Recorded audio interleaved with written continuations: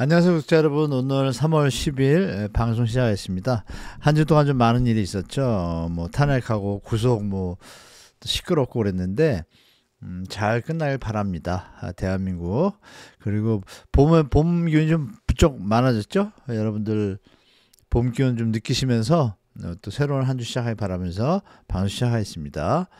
일단 미친 상승 벌써 끝, 제가 이렇게 썼습니다. 제목을 뭐 초반에도 그렇게 썼지만 이 오세훈발 토지거래 허가제 효과가 제 생각엔 생각보다 빨리 끝날 수도 있다고 봅니다. 일단 그런 내용들이 좀 잡혀가지고 말씀드리도록 할게요. 그리고 하나씩 볼까요, 여러분? 스태그플레이션 뭐 얘기가 자꾸 나오잖아요. 이 부분이 부동산 시장에 과연 어떤 영향이 있는지 여러분들하고 같이 볼게요.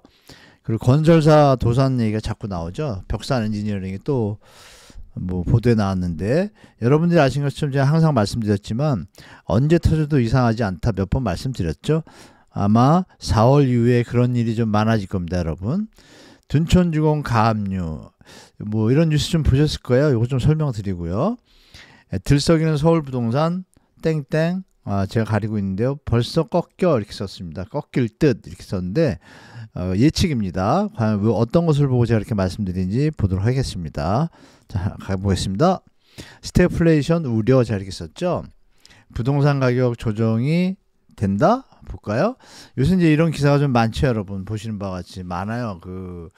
이상하게 스태그플레이션 말로만 들었던 것들이 뉴스에서 이제 접하시고 있을 텐데, 미국 경제에 대해서도 자꾸 얘기가 나오고 여러 가지 지표가 좀 흔들대고 주가가 저번 주에 좀 뭐 변동폭이 컸죠. 많이 내렸다가 또 파월이 좀 한마디 해가지고 좀 올라가고 여러 가지 좀 변동성이 좀 커요. 그러면 뭔가 예전하고 정상적인 시장은 아니다라는 건 좀 판단이 되실 거고요. 일단 영국의 우리 스태그플레이션 하면은 예전에 오일 쇼크 때가 스태그플레이션이 났습니다. 1차하고 2차 때. 그때가 제일 큰데 그 뒤에도 뭐 살짝 그런 게 있긴 했지만 나라별로 선진국 중에 한번 볼게요. 보면은 1차 오일 쇼크 때 여기 보시면 경제 이 소비자 물가 변동률이 이렇게 높지 않나요? 이렇게 쇼크가 터지니까 물가가 이렇게 오릅니다. 공통적으로. 이때 공통적인 현상은 일단 돈이 많이 풀립니다. 풀리고 공급망이 지금처럼 훼손되거나 이럴 때인데요. 이 2차 오일 쇼크 이렇게, 근데 여기 이제 중동 전쟁이 일어났었죠. 영국의 이제 소비자 물가인데 이렇게 많이 올랐어요. 그럼 소비자 물가가 많이 올랐을 때 부동산 가격은 어떻게 됐을까요? 뭐 일설에서 뭐 우리 스태그플레이션하고 뭐 인플레이션 했지 우리 구독자분이 남겨주셨었는데 그거에 대한 설명도 될 겁니다. 인플레이션 해치 때문에 주택가격이 올라간다고 얘기하는데 그것도 어느 정도죠. 정상적일 때는 맞는 얘기입니다. 그런데 이렇게 쇼크가 오는 스태그플레이션이 오게 되면 그렇지 않다라는 걸 좀 보여드릴게요. 이 국토연구원에서 나온 자료입니다. 예전에. 그래서 1차 오일 쇼크하고 1차 오일 쇼크 때 물가가 올랐잖아요. 올랐는데 좀 예전보다 많이 오르면 어떤 일이 벌어졌어요? 주택가격이 폭락했습니다. 이렇게 폭락. 이건 데이터에 나와 있습니다. 그래서 이 실질 주택가격, 명목 주택가격 이렇게 했는데, 물론 이때는 파생 상품이나 MBS가 미국은 물론 MBS를 하고 있었는데 정부에서만 했고 민간까지는 하지는 않았어요. 약간 유동성이 예전보다 덜한데 그럼에도 불구하고 한 데이터는 이렇게 나타나고 있습니다. 그래서 포인트는 뭐냐면 스태그플레이션이 나오면, 스태그플레이션 아시는 바와 같이 스태그네이션하고 인플레이션 합성어인데 경기 침체하고 인플레이션하고, 그러니까 물가는 오르고 이 소비는 위축하고 실업률은 상승하고 경기가 안 좋은 거예요. 안 좋고 자산은 하락한다는 게 공통적인데 이게 끝나고 나면 나중에 회복은 되겠죠. 그건 당연한 거고. 그래서 70년대 미국 스태그플레이션 보면 이 당시에 베트남 전쟁 때 돈을 많이 퍼붓잖아요. 이때. 그래서 결국은 71년도에 근본이 이제 이거 풀어버렸잖아요. 브레튼 우드 협정을 해가지고. 이때 이제 가치 하락이 벌어집니다. 이제 달러에 대한 약세가 벌어지죠. 이때 돈을 막 풀었어요. 너무 많이 풀었는데, 딴 나라들도 마찬가지로 이 환율 방어를 위해 가지고 또 같이 또 풀었어요. 그러니까 이게 다 같이 물가 상승으로 이어졌는데 여기다 엎친 데 덕심격으로 중동 전쟁 4차가 73년도에 일어납니다. 이러면서 1차 오일 쇼크가 크게 와요. 이게 이제 물가 상승에 요번에도 겪으셨잖아요. 좀 뭐 서울가 오르니까 물가 막 오르고, 기폭제 효과를 합니다. 그래서 미친 듯이 올라서 10에서 10%였네. 그래서 이제 이게 이어지고 연준은 여기에 대해서 금리 인상을 했다가 뭐 경제가 안 좋아지니까 금리를 살짝 인하했다가 또 놀래가 또 올리고 이런 적이 있었어요. 이제 그런 플레이를 하는데 2차 오일 쇼크가 또 터지잖아요. 79년도에. 이때 이제 폴 볼커라 여기 이제 그림에 있는 양반이 그 인플레이션 파이터라고 별명이 있어요. 그리고 아시겠지만 파월 장관이 어떤 역사 속에 어떻게 남고 싶냐 했을 때 이 폴 볼커 같이 역사에 남고 싶다 이렇게 얘기를 했어요. 이분은 뭐냐면 물가 잡는 게 1번인 거예요.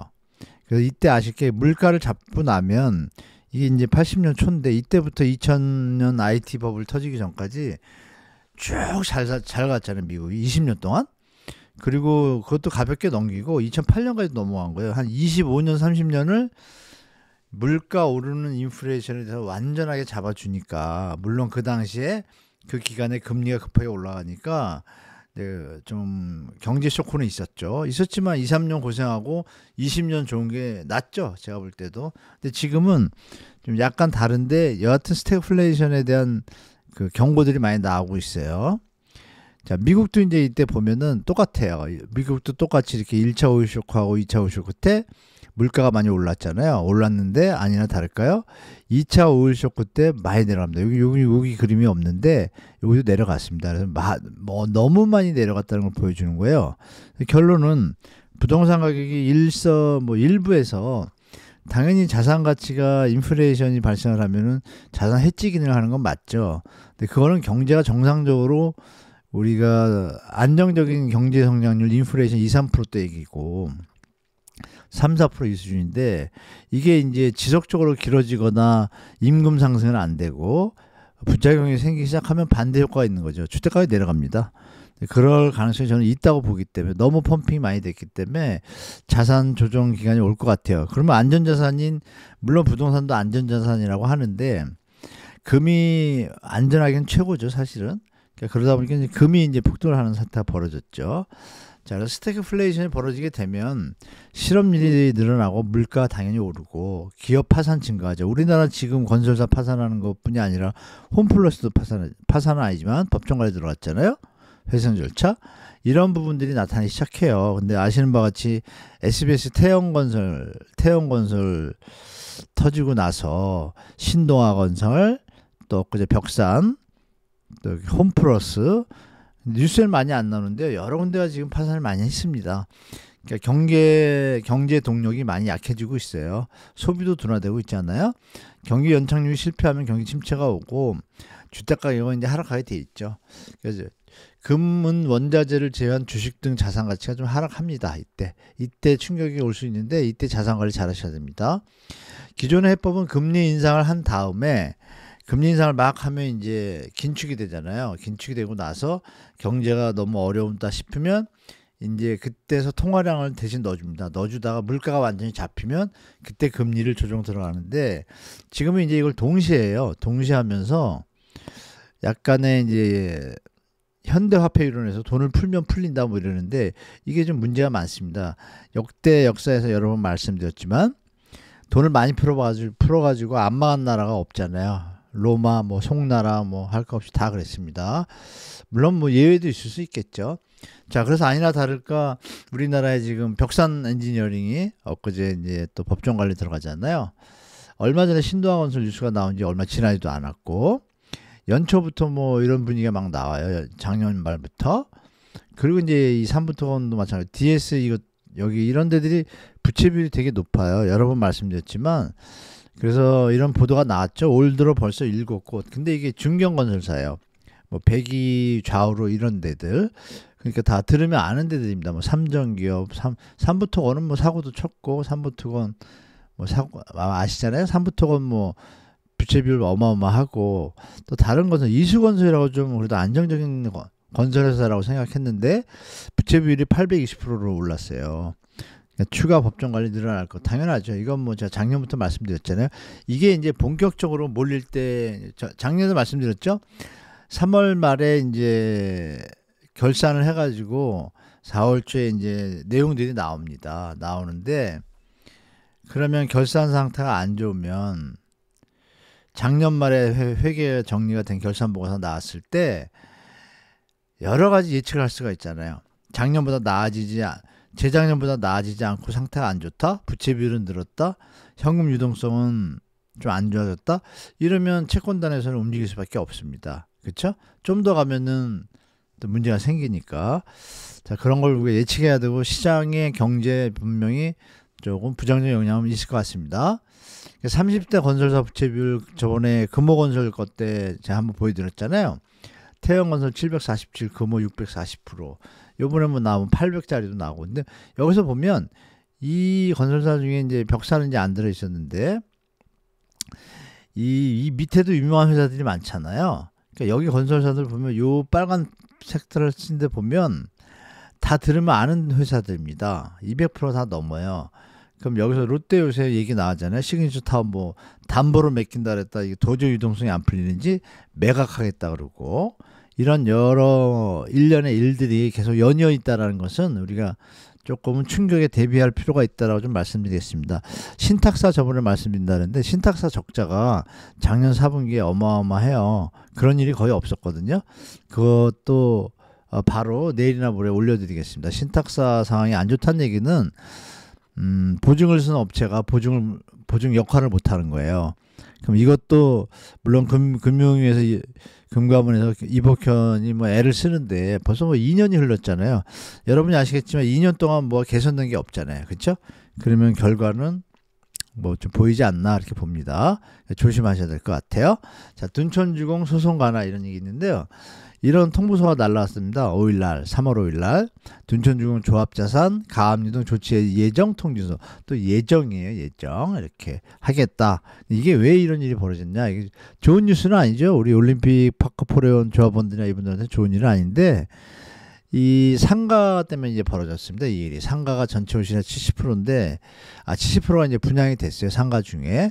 근데 이 상가에 대해서 조합의 이름은 올림픽 파크포레온을 줄여가지고 올파포 조합이라고 하는데 그리고 따로 이제 이 상가 재건축에서는 PM사를 뒀어요. 프로젝트 매니지먼트라 그래서 리치 회사 리치인 홀딩스가 이 상가에 대해서 돈을 투입하고 모든 사업을 진행을 한 거예요. 그러면 사업 진행할 때 돈을 투입을 했으니까 수익이 나면 뭐 쉐어하겠죠. 조합하고 물론 상가 쪽하고 이렇게 이런 부분이 다 되어 있는데 이 부분을 갖다가 갑자기 무슨 문제가 생겨가지고 트러블이 생긴 거예요. 그래서 조합자산에 대한 가압류 및 손해배상 청구 진행 예고통지서 보냈어요. 근데 예고통지서 왜 보냈냐 보시면 우리가 보통 이제 아파트들 지면 입주를 3월 말일까지거든요. 입주 완료하고 나면 근데 지금도 전세 물건이 뭐 1,500개 있는 거 보니까 그맘때 되면 어떻게 될지 모르겠습니다. 올라가진 못하고 뭐 여러 가지 유지는 하고 있는데 계속 갈 것 같지는 않아요. 제 생각엔. 건설사 및 상가 분양 대행사든가 이제 정산을 합니다. 분양된 것도 있고 들어간 돈도 있고 그러나서 다 정산이 되면 소유권 이전 등기 개별 등기 해야겠죠. 상가는 상가대로 아파트는 아파트대로. 그러고 나면 이제 순차적으로 개별 등기를 하게 됐죠. 이 과정을 거쳐야 되는데 이 정산이 안 되면 어떻게 되겠어요? 이 진도가 안 나가죠. 그죠? 진도가 안 나갑니다. 안 나가면 많은 잡음이나 안 좋은 일이 벌어지겠죠. 근데 왜 이런 일이 생겼냐 보시면 상가 분양에 왜 아파트 조합이 걸렸냐. 이게 이제 상가도 있고 아파트도 있잖아요. 이게 전체 단지잖아요. 그러니까 다 해결이 돼야 전체 땅에 대해서 다시 한번 이 구분 등기를 해가지고 개인별로 소유권 이전 등기를 할 수 있고 상가도 마찬가지죠. 이렇게 해야 되는데 지분별로 그러면 상가도 정산이 돼야 되는 거예요. 왜 그러냐. 둔촌 상가 재건축위원회가 원래 있었어요. 있는데 비상대책위원회가 생겼어요. 갑자기 이름을 바꾼 게 아니라 새로 해서 우리상가협의회 이름이 우상협이에요. 우상협인데 그래서 이 총회를 요구를 합니다. 총회 요구를 하는데 총회 소집 요건이 보통 조합원의 5분의 1 이상이에요. 1280명이가 동의를 했으니까 됩니다. 되는데 그래서 조합에다 신청을 해가지고 22일 날 3월 22일 날 총회를 하기로 했어요. 근데 그러면 왜 비대위가 생겼을까? 근데 기존의 상가 재건축위원회를 불신한다는 얘기죠. 우리 상가협의를 발족하면서 이 총회를 개최를 공고까지 했어요. 원인은 우리 상가 우상협이 총회 승인 과정 공약을 내세운 거예요. 승인해 달라고 조합원들한테. 어떤 내용이냐면 PM사 아까 말씀드린 리치인 홀딩스의 수익을 갖다가 우리가 갖겠다. 조합원들한테 주겠다. 이래버린 거예요. 그러면 PM사 입장에서는 계약서가 있고 다 있는데 갑자기 이걸 뺏은다 그러면 뺏기나요? 안 뺏기겠죠. 그 내부적인 상황은 잘 모르지만. 근데 이제 비대위 입장에서는 그럴 거예요. PM사가 뭐 돈을 많이 가져간다. 이런 걸 건져가지고 이 상가협의회를 만들려고 그럴 거예요. 원래 기존에 있는데 왜 비대위가 나오냐. 돈 문제죠. 비대위가 나와서 상가 관리단이 되면 또 이익이 또 왔다 갔다 하거든요. 이런 부분들 때문에 돈 때문에 벌어진 일입니다. 제가 볼 때. 원래 약속대로 하면 되는데 그 약속을 누가 어긴지는 모르겠지만 지금 정황으로 봐서는 이 부분이 보도상에 나온 것이 맞는지 모르겠지만 PM사가 원래 왜냐하면 PM사가 처음에 할 때 자금도 투입을 하거든요. 자금을 갖다가 중개해가지고 이런 일들을 다 하고 났는데 그럼 당연히 분양에 대한 조건을 인정하고 조합원들이 사인을 한 건데 그걸 이제 뒤집겠다는 얘기잖아요. 이 부분은 소송 갈 수 있을 것 같아요. 물론 그 내막은 내가 정확히는 모르겠어요. 소송하면 등기가 안 됩니다. 난리 날 수 있어요. 그래서 이거는 잘 처리했으면 좋겠습니다. 이렇게 좀 욕심내지 마시고 물론 이제 22일까지는 또 할 수 없이 가야 돼요. 이게 좀 머리 아플 것 같습니다. 자, 서울 토제 약발 벌써 끝? 제가 이렇게 썼죠. 이런 얘기를 왜 썼냐면 보면 이제 아실 거예요.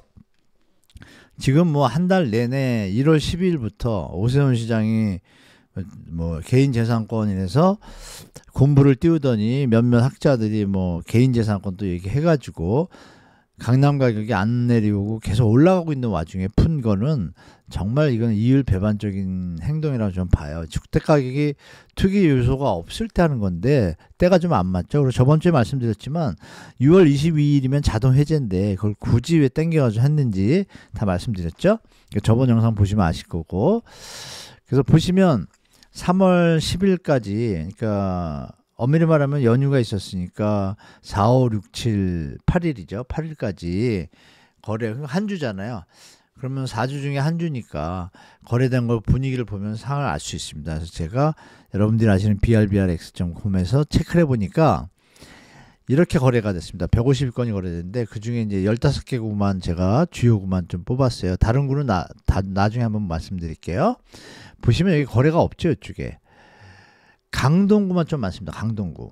그런데 우측에 보시면 하락 거래가 50%예요. 반반입니다. 그리고 강남구 송파구는 1이고 서초구 0이에요. 1도 하락이에요. 그러면 제가 옆에 썼잖아요. 호가 상승한다고 막 뭐 보도에 나오지만 벌써 약발이 떨어졌나? 가격이 임계점이었나? 거래가 급감을 했어요. 일단 일주일인데 물론 1, 2주 더 봐야겠죠. 근데 만약에 3월 2주차, 3주차까지 계속 이런다 그러면 강남은 일단 스톱입니다. 그러면 그 바람이 다시 이어서 이쪽 쪽으로 올 텐데 지금 거래가 많은 25개구니까 152건이 거래가 됐는데 25개구니까 대충 나누면 5개? 5, 25, 5, 25 5개 반 정도가 평균인데 5개 반은 그냥 0, 하나 평균이 안 돼요. 강동구는 의외로 또 많습니다. 근데 여기서 하락 거래가 50%예요. 이 점이 중요하죠. 마폭은 4개가 됐는데 하락이 3개고 하나가 상승이에요. 고점이니 그 상승도 그건 2억짜리 좀 자그마한 아파트더라고요. 아닌 거. 용산구도 지금 별로 안 붙었죠.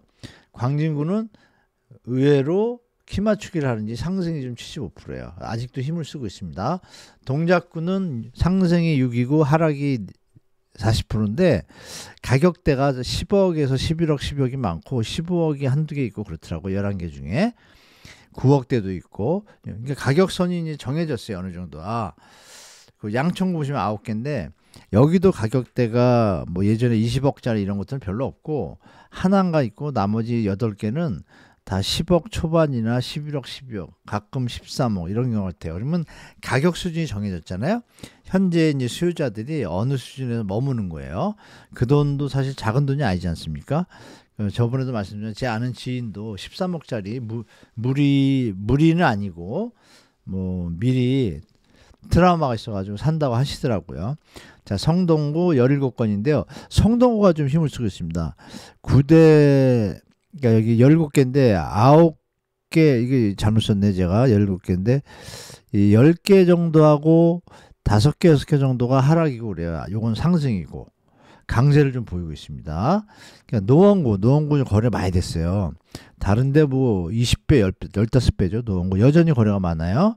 많은데 중요한 건 하락 거래가 너무 많아요. 아직도 하락 거래가 많습니다. 하락이 19개예요. 계속 하방입니다. 노원구는 아직도 그 영끌 시절에 갭투기한 분들이 아직도 소화를 못한 분들이 많아요. 아직도 물건이 남아 있습니다. 동대문구 12개, 5대5 혼재입니다. 동대문구는 봄에 들어가면서 5, 6월 되면서는 좀 하락 거래가 이제 많아질 겁니다. 왜냐하면 입주 물량이 계속 이어지고 연말에는 또 어마어마한 물량이 또 터지거든요. 5천 세대인가 4천 세대 가까운 게. 그러니까 한 올 한 해만 10,000세대 이상이 들어오니까 몇 번 말씀드렸잖아요. 하방이 되니까 동대문구에서 주택 마련하실 분들은 좀 기다렸다 하시면 좋을 것 같습니다. 서대문구 8개인데 요새 핫하게 올랐다가 요새는 이제 하락이 혼재됩니다. 5대5. 그러니까 이것도 조정기에 들어간 거예요. 호가가 많이 올랐기 때문에. 영등포구도 여의도 일대가 재건축 바람이 푹 불었는데 이것도 이제 가격이 임계점에 왔다고 봐죠. 5대5니까. 그렇죠? 그럼 여중에서 보면 여러분들이 동작구하고 성동구가 동작, 양천, 성동 그러면 분위기 흐름이 좀 이해가 되시죠? 강남 4구와 마영성은 일단 고점에서 끊기는 느낌이고 영끌 시절처럼 예전에 거래량이 줄는 것처럼. 그럼 3월에 거래량이 생각보다 안 나왔다 그러면 일단 강남 3구와 상급지들은 조정 국면에 들어갈 겁니다. 그리고 그 바람 때문에 1, 2개월 뒤에 나머지 구들도 따라갈 것이고, 그래서 정부가 강남 3구와 이쪽을 떠받치려고 애를 씁니다. 서울시장도 그렇고 시장 친화적인 분들이 계속 떠받쳐요. 근데 벌써 이렇게 빠른 시간 안에 거래량이 물론 열흘이지만 지금 거래량을 보면 좀 고점, 임계점의 끝점에 다다른 느낌이 오잖아요. 3개 하나 0개. 저번 달엔 거래가 좀 많았거든요. 그럼 이 정도면은 계속 5개씩은 쳐줘야 되는데 평균 이하니까. 여기 보시면 이제 이런 데하고는 많이 다르잖아요. 개수가. 그러니까 이런 부분 생각하시면 앞으로 조금 시장이 빨리 좀 끝날 수도 있겠구나. 토어제 약발이 우리 기레기님들이 많이 쓰잖아요. 뭐 펌핑하고 좀 뭐 신고가 나왔다로. 거래가 3월달에 거의 없습니다. 보시면 자, 폭등기사 반만 믿었는데 강남 4구 이렇게 강남 서초구, 송파구, 강동구 이렇게 있잖아요. 보시면 강동구만 거래량이 좀 늘었어요. 확실히. 나머지는 이 집에서 머물고, 물론 이제 조금 더 지켜봐야겠지만 제가 볼 땐 그래도 이 수준에서 멈추겠죠. 여러분 만약에 한 달 20일 남았으니까 이 정도? 그러면 작년하고 틀리죠. 분명히 분위기가. 왜? 가격이 너무 소비자들이 다가서기에는 어려운 수준에 분명히 닫아놨다는 것을 이제 미루어 짐작할 수 있습니다. 자, 이렇게 시장이 뭐 계속 뭐 펌핑한다고 계속 올라가는 게 아니잖아요. 돈도 벌고 뭐 수출도 잘 되고 경제도 안정적이고 이래야 되는데 정치도 안정적이고 이런 모든 요인들이 뭐 소득이 그렇게 늘지도 않고 물가는 올라가고 근데 이런 거 다 생각해 보시면 확실히 하방 요인이 많지 상승할 이유가 없잖아요. 이거는 뭐 세력들이 만드는 그림이라고밖에 생각이 안 됩니다. 물론 이제 강남 4구라는 특수성 때문에 수요가 존재하는 걸 이해하지만 지금의 모습은 패턴이 거래량이 안 받쳐주기 때문에 페이크 상승장이라고 저는 보고 있기 때문에 파실 분들은 지금 파시는 게 좋고 사실 분들은 기다렸다 사시는 게 낫다고 봅니다. 전고점 겨우겨우 넘었잖아요. 그것도 상급지의 대단지들만. 나머지는 아니지 않습니까? 예전에 전고점보다 다 낮잖아요. 그죠? 냉정하게 판단하시기 바랍니다.